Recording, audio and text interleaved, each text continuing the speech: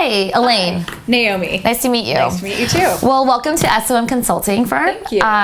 We are really excited to get to know you, so we're just going to dive right in actually with the case. Great. Sounds great. Awesome. So our client is A+ Airline Co., the third largest airline in the United States by passengers carried. This week we have been flying on our primary competitor, Gamma Airline, and we noticed something interesting. Gamma stopped accepting cash for in-flight food and beverages services, and now they only accept major credit cards. Okay. So the CEO of A+ Airline Co. wants to know, why did Gamma Airline switch from a cash and card system to a credit card only system, and should we follow them? Okay. Great. So just a couple questions. So our client, A+ Airlines, currently uses both cash and credit cards? Yep. Okay, and then Gamma is switching. Gamma had been using both, and now they're only using credit cards? Yes, exactly. Okay, great. Thank you. Do you mind if I take a moment to structure my thoughts? No, go ahead. Thank you.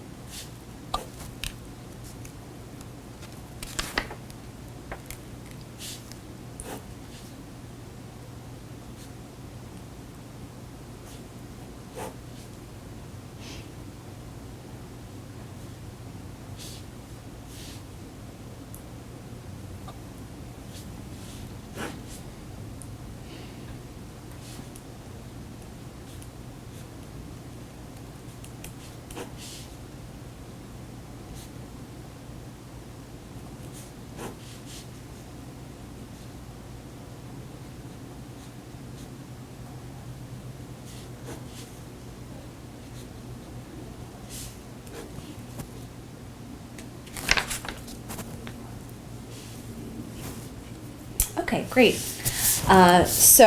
In order to address this question for our client, I think first we want to look at why Gamma switched, and then we want to look at whether or not our client should follow them. So in terms of why Gamma switched, I think there are two primary reasons why a company would consider a transition like this. The first would be operational, and the second would be financial concerns. So in terms of operational concerns, they might be concerned about reducing time. Handling cash takes effort on the part of flight attendants and on the ground crew. So they may have done it in an effort to perhaps reduce staff time, salary costs, etc. There also could have been a customer service component that they're trying to, get to customers faster, take less time serving beverages, and switching to credit card only would make that a lot faster. Then we also have financial considerations. So the first would be perhaps incentives from credit card companies. And a lot of airlines are doing co-branded cards. Maybe they think it's really useful, or they're getting some kind of, they have some sort of deal with the credit card companies to promote their cards. And the second thing could be working capital. So if they have to have change on the plane, on every single plane, they're going to be tying up a lot of their working capital. And so credit card only will not only, so it's going to, first of all, free up working capital in terms of cash boxes. And it'll also reduce, or it's also going to get them a lot of their revenue much more quickly into their bank accounts, instead of having to go ahead and process that cash. Then the second consideration, sort of after we look at all of these factors, we then want to decide whether or not we should follow. So I think we'd want to, first of all, take a look at the costs and benefits in terms of our airline.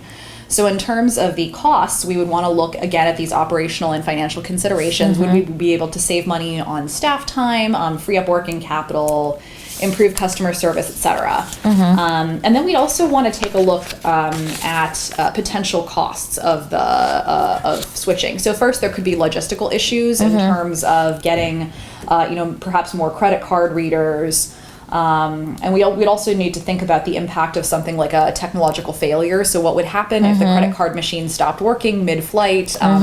Would we be able to offer change, or would we then just not be able to serve anybody any beverages? So we know what if tech issues. And then we'd also want to take a look at demographics of our current passengers. So we want to know who is and isn't using credit cards versus cash right now, and how many of them we think would make the switch. Great. So I think I would like to start by learning, I guess by exploring a little bit more information about our clients. Okay. And A+ Airlines passengers, as well as their business models. So do you have any information on these incentives from credit card companies? Yeah, for right now, just assume that there are no incentives. Okay. So no credit card incentives. Great. So in that case, I think I want to move on to information about perhaps the revenues and costs we'll have from the passengers themselves. So do you have information on who the passengers of A+ Airlines are? Yeah, so we know that roughly 99% of all consumers purchase their airline tickets using a credit card. Okay. So that means that all consumers on airplanes have a credit card available to them. Okay, great. So we know that. Okay, do you have information then? Okay, great. So I think in that case, we can assume that most of our passengers are capable of switching to a credit card. Do you have any information on perhaps how many we think might switch or not switch on a given flight? Because obviously probably not everybody pays with a credit card, or they want to use cash for some reason. Yep, definitely. So we have information on that actually. So in terms of their likelihood to spend with the credit card versus cash, we actually have a lot of information on an average A+ airline flight. Okay, great. So take a moment and look at that.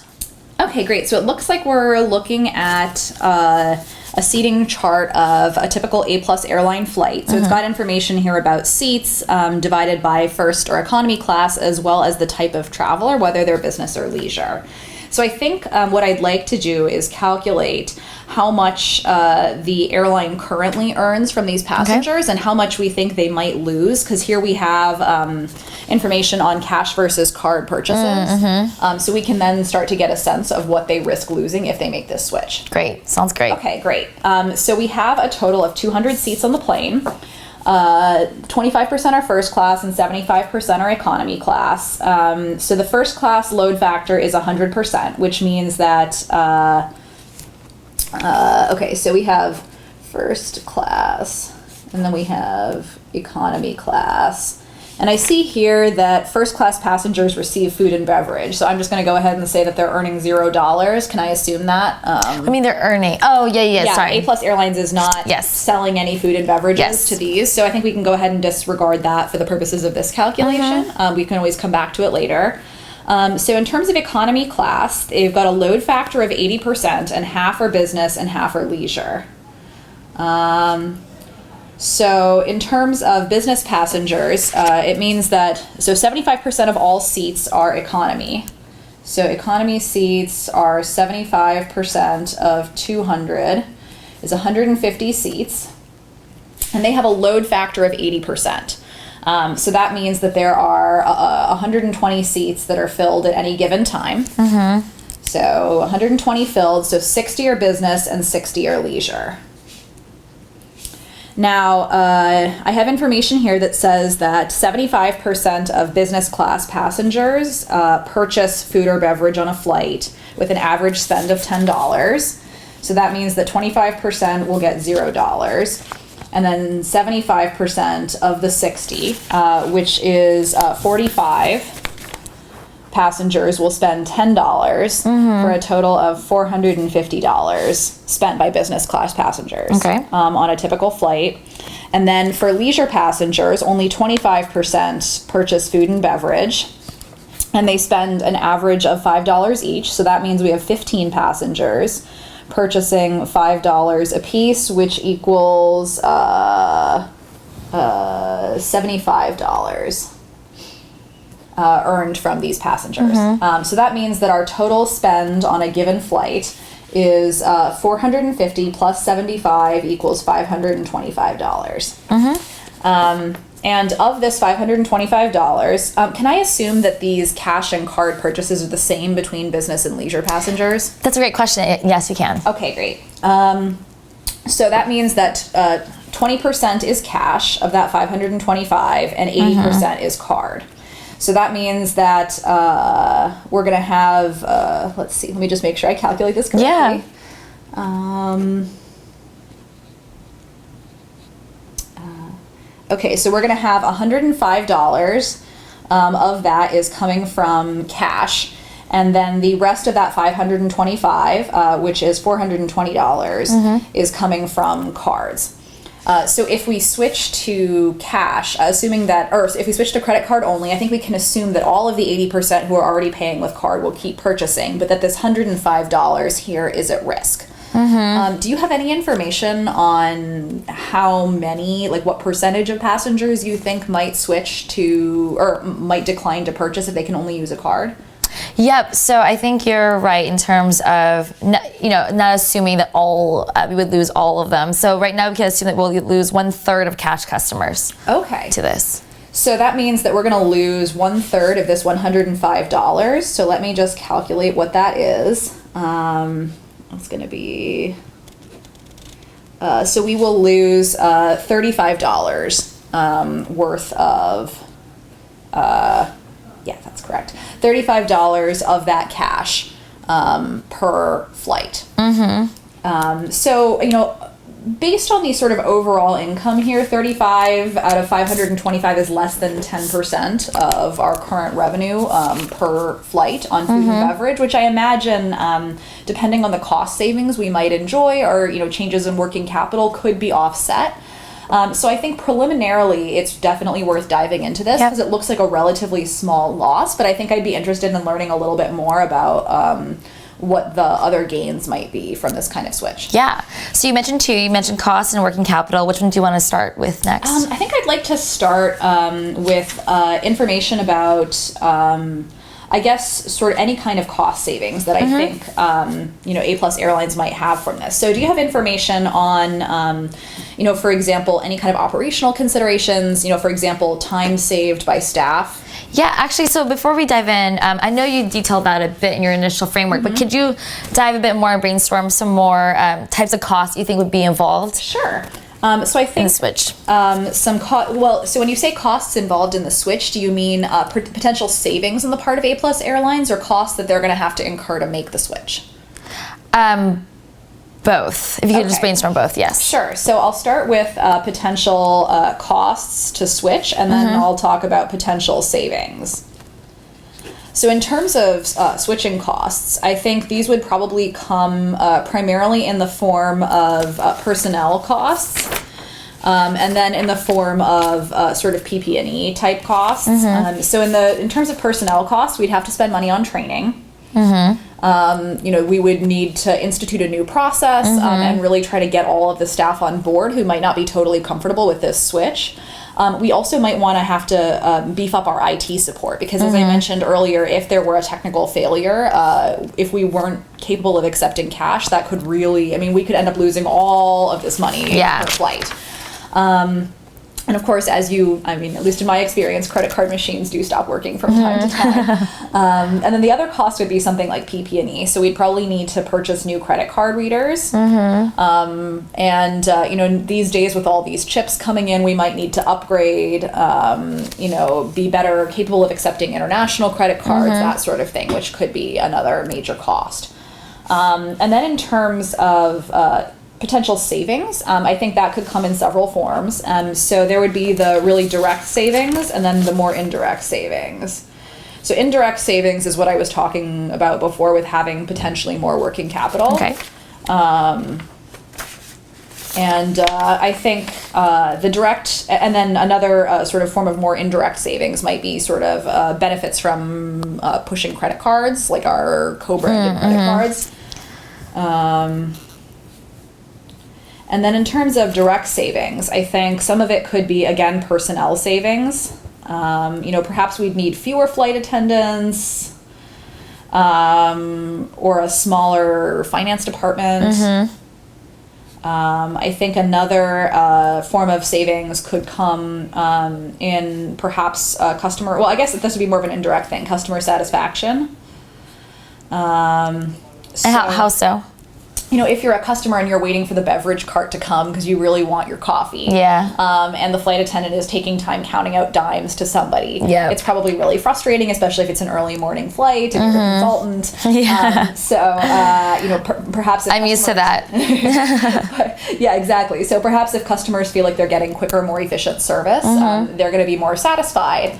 Another form of direct benefits, this actually isn't savings, it's revenue. It's that people spend more when they're not paying with cash. I think a lot of studies suggest that, for example, when someone gets to swipe their credit card, they spend more. So it could be increased spend by customers. And I think I think those would probably be, at least off the top of my head, the major areas of savings. So we do have information on cost, but actually, since you already dove into working capital, could you just brainstorm a bit more? Like, what would our client be able to do with the extra working capital that we have? Sure. Okay. So I think I will go ahead and create another little framework here. So uses for extra working capital. So I think there are a couple things they could do with this extra working capital. So part of it, I think they can either sort of keep it or they can pass it on to customers. Okay. So if they pass it on to customers, that could come in the form of lower ticket prices. If they're able to kind of operate with a smaller margin, it could come in the form of, better routes, or more routes, better or cheaper service. So kind of a little bit less of the nickel and diming on the flight. And if they decide to keep it, I think, there are a couple forms that could take. Part of it could be reinvestment, in their infrastructure. I think would probably be the most important thing they could do with it. So they would have more capital available to, for example, upgrade planes, purchase more space in airports, because I think airlines usually rent gates from airports. So they could purchase space, which again goes with what I mentioned down here about offering more or better routes. They could just purchase more planes and again fly more frequently. They could hire more staff to have better customer service on the airline. Maybe if they upgrade the planes, they could have more legroom, a few fewer seats. Anything unrelated? Can you share another idea that's unrelated to direct customer? The other parts of the value chain for the firm that they could use working capital to satisfy other players? So I think, other players, in their value chain, could include, companies. So they could work with, again, it's a type of customer, but not an individual customer. So they could, in terms of passing it on to customers, we could also look at the companies that they partner with for frequent corporate flights and maybe offer more benefits. They could also potentially, I think another type of, I don't know if I'd really call it a customer, but I guess you could, is sort of local governments. Because that's who they're usually dealing with in terms of, actually dealing with the airport and in the skies. So they could, again, I think that kind of ties back to perhaps offering more favorable costs to governments.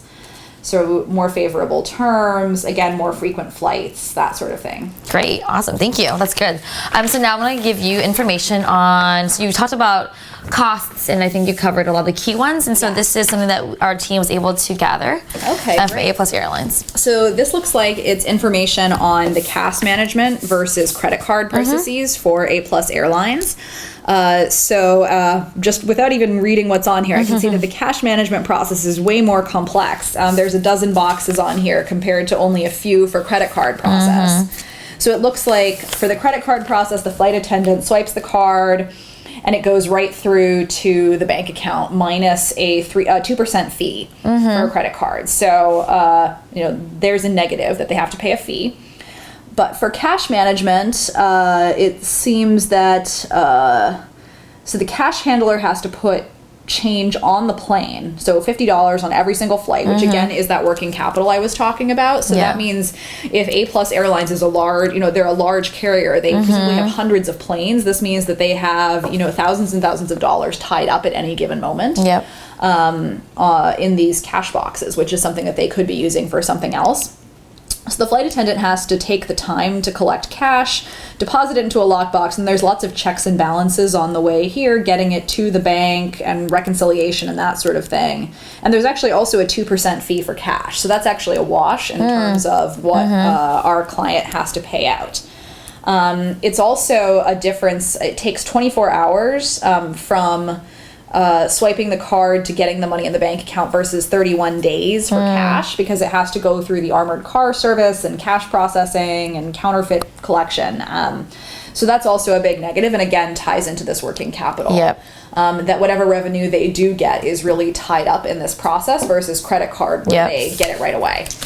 So I think one thing I'm interested in learning a little bit more about is how much we think we're going to save in terms of staff costs here, because if we eliminate cash, it says here that there's five cash handlers per airport, and 2 employees in an on-site cash processing center per airport, and presumably if we're no longer doing cash, we could assign these employees to something else. Yep.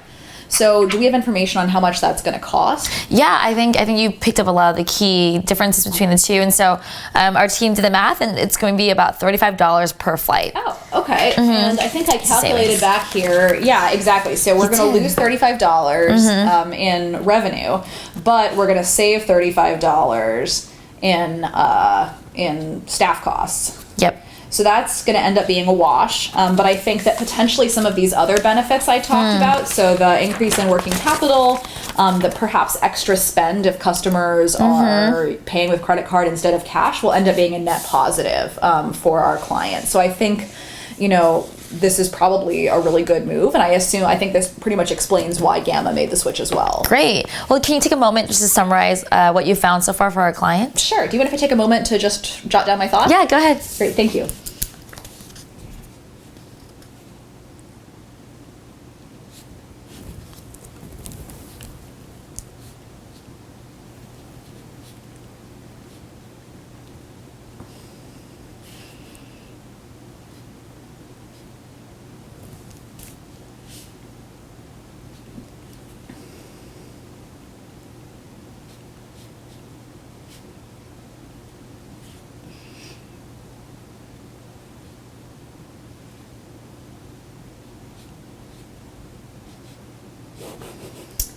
Okay, my initial recommendation is that A+ Airlines consider switching to a credit card only system. We found that there are substantial benefits to this system in terms of streamlining the operations process for cash handling and revenue collection, which will result in increases in working capital for our client, as well as decreases in logistical concerns. One risk, however, is that there could be potential technical issues by switching to credit card only. If the system goes down, that could result in zero revenue for a flight or other problems. And another really major risk is that this 30% figure here of customers who aren't going to switch to credit card could be higher than anticipated. And if it is, that could end up resulting in a really negative impact for our client. So I think next steps would include probably doing a little bit more research into consumer behavior, whether or not we think consumers are really going to spend more if they switch to credit cards on flights, and getting a better sense of how many cash-paying customers will refuse to switch to credit card. I think one major way of doing that would be piloting this system on a few flights. Obviously, we'd probably see a decline in revenue temporarily because we wouldn't enjoy these cost savings just yet, but it'll give us a better sense of whether or not this is a feasible solution for our client. Wonderful. Well, thank you so much. Appreciate your time. Thank you. Thank you.